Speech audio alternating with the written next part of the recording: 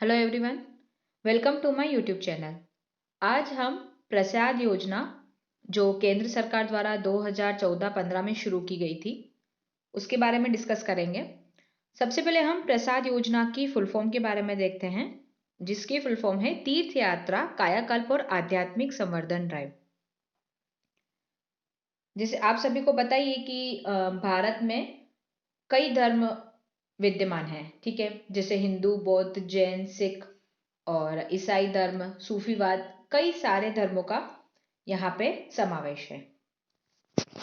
अब क्योंकि इतने सारे धर्म हैं तो इन सब के तीर्थ स्थल भी भारत के काफी सारे जगहों में विद्यमान है। तो जो घरेलू पर्यटन होता है उसका विकास काफी हद तक तीर्थ यात्रा पर्यटन पर निर्भर करता है। जो तीर्थ यात्रा जो स्थल होते हैं, मतलब इनके धर्म के, तो उसके पर्यटन पर ये निर्भर करता है। और ये जो होती हैं वो जो धार्मिक भावना द्वारा ये सारे प्रेरित होते हैं। तो जैसे प्रसाद योजना जो है वह नाम से ही स्पष्ट है कि यह जो योजना है वह धार्मिक पर्यटन का जो अनुभव होता है उसको समृद्ध करने के लिए देश भर के जो विभिन्न तीर्थ स्थल हैं उनकी पहचान और विकास पर केंद्रित है। मतलब इसका काम क्या है कि जो विभिन्न धर्मों के जो तीर्थ स्थल हैं उनकी पहचान करो और उनके विकास में योगदान दो। तो इस प्रकार यह योजना काम करती है। ये जो योजना है वह 100% केंद्रीय रूप से वित्त पोषित है, यानी इसका जितना भी पैसा आता है वह केंद्र सरकार यानी कि सेंट्रल गवर्नमेंट द्वारा दिया जाता है। अब हम देखेंगे कि प्रसाद योजना के उद्देश्य क्या क्या हैं। अब तक तो हमने प्रसाद योजना के बारे में देखा कि वह कब स्टार्ट हुई, 2014 और 15 से। अब आपके मन में ये क्वेश्चन आ रहा होगा कि 2014-15 की योजना का वर्णन आज हम 2020 में क्यों देख रहे हैं। पर क्या होता है ना कि जैसे यूपीएससी या और भी जो कॉम्पिटिटिव एग्जाम होते हैं उनमें जरूरी नहीं है कि सब कुछ आपसे रिसेंट का ही पूछें। जो पास्ट भी योजना आ चुकी हैं उनके बारे में भी क्वेश्चन पूछा जा सकता है।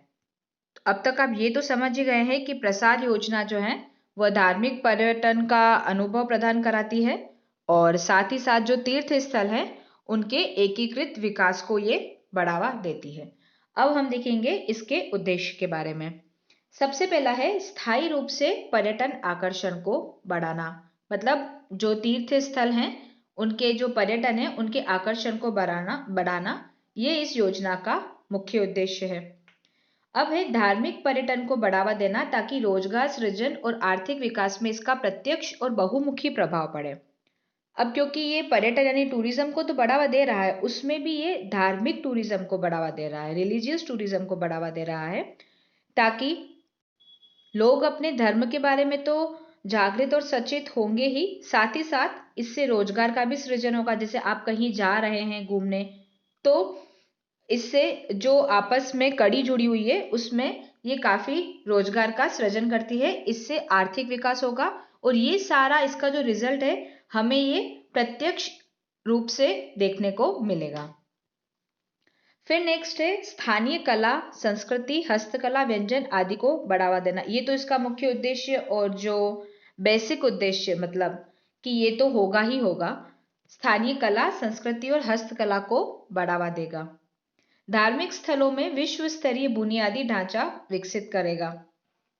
ये सारा प्रसाद योजना के उद्देश्यों के बारे में हम डिस्कस कर रहे हैं। नेक्स्ट है तीर्थ स्थलों के विकास के लिए कम्युनिटी बेस्ड डेवलपमेंट और प्रो पुअर टूरिज्म कॉन्सेप्ट का भी पालन करना।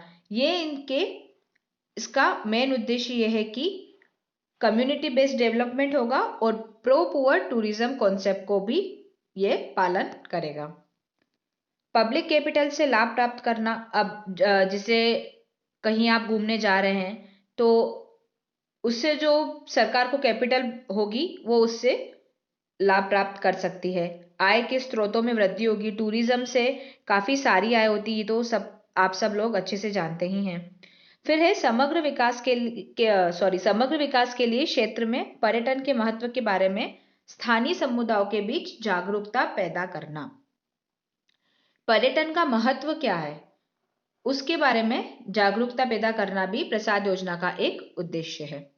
अब हम देखेंगे कि ये जो योजना है उसके मैनेजमेंट स्ट्रक्चर में क्या क्या शामिल है। वैसे ये इतना इम्पोर्टेंट नहीं है, पर जैसे अभी हमें पूरा प्रसाद योजना कवर करना है तो उसमें हम इसके मैनेजमेंट स्ट्रक्चर के बारे में भी देखेंगे।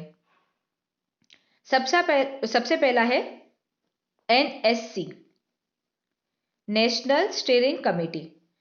ये जो है मिशन के उद्देश्य और योजना के विजन को पूरा करेगा और यह योजना के समग्र मार्गदर्शन, समीक्षा और निगरानी के लिए जिम्मेदार होगी। मतलब ये जो NSC है इसका क्या काम है कि ये इसके जो उद्देश्य हैं इस योजना के उसको पूरा करेगा और इसकी सारी समीक्षा करेगा, मतलब इसका इंस्पेक्शन करेगा कि जो भी काम हो रहा है वो सही ढंग से हो रहा है कि नहीं, ये सारी निगरानी रखेगा NSC। फिर दूसरा है CSMC यानी सेंट्रल शैक्षणिक मॉनिटरिंग कमेटी। ये क्या काम करेगा? मिशन निदेशालय द्वारा प्रस्तुत परियोजनाओं को मंजूरी देने और कार्यान्वयन की प्रगति की नियमित निगरानी के लिए एक केंद्रीय मंजूरी और निगरानी समिति होगी।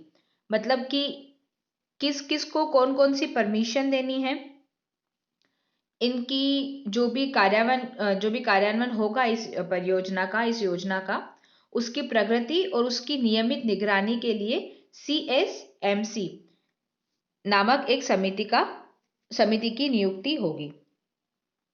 फिर तीसरा है PMC यानी प्रोग्राम मैनेजमेंट कंसल्टेंट। यह जो है वो मिशन डायरेक्टरेट द्वारा नियुक्त किया जाने वाला राष्ट्रीय स्तर का सलाहकार होगा।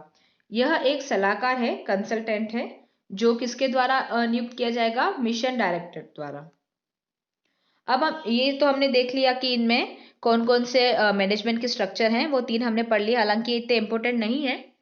अब हम देखेंगे कि योजना के अंतर्गत जो शामिल किए हुए हैं 12 शहर वे किस प्रकार हैं। 12 शहर को, मतलब ये जो शहरों की लिस्ट बनाई गई है उनमें जो भी तीर्थ स्थल हैं उनसे रिलेटेड ये योजना बनाई गई है प्रसाद। आपको इसका फुल फॉर्म याद रखना है क्योंकि एग्जाम में डायरेक्ट प्रसाद की फुल फॉर्म का क्वेश्चन आ सकता है। पहला है कामाख्या जो कि असम में स्थित है। दूसरा अमरावती जो कि आंध्र प्रदेश में स्थित है। तीसरा है द्वारका जो कि गुजरात में स्थित है। चौथा गया बिहार। पांचवा अमृतसर जो कि पंजाब में स्थित है। फिर है अजमेर जो कि राजस्थान में स्थित है। पुरी ओडिशा में स्थित है। केदारनाथ उत्तराखंड में स्थित है। कांचीपुरम तमिलनाडु में स्थित है। 10वां है वेलनकन्नी जो कि तमिलनाडु में स्थित है। वाराणसी यूपी और मथुरा यूपी। तो ये 12 शहरों को सेलेक्ट किया गया है जिसपे विभिन्न धर्म जो कि भारत में विद्यमान है उनके तीर्थ स्थल इसमें मौजूद हैं। तो उनके जो धार्मिक पर्यटन को बढ़ावा देने के लिए इस योजना को शुरू किया गया था। केंद्र सरकार द्वारा ये वित्त पोषित है और 2014-15 में इसकी शुरुआत की गई थी। ये आपको इसके नोट्स बनाने हैं इस वीडियो को सुनने के साथ साथ, ताकि जब आप फ्यूचर में रिवीजन करेंगे तो आपको रिवीजन में इजी रहेगा। अगर आपको मेरी वीडियोस पसंद आती हैं तो आप उन्हें लाइक कीजिए, ज़्यादा से ज़्यादा शेयर कीजिए और यूट्यूब के मेरे इस चैनल को सब्सक्राइब कीजिए जिससे आप मेरी आने वाली हर वीडियो से अपडेट होते रहेंगे। Thank you so much.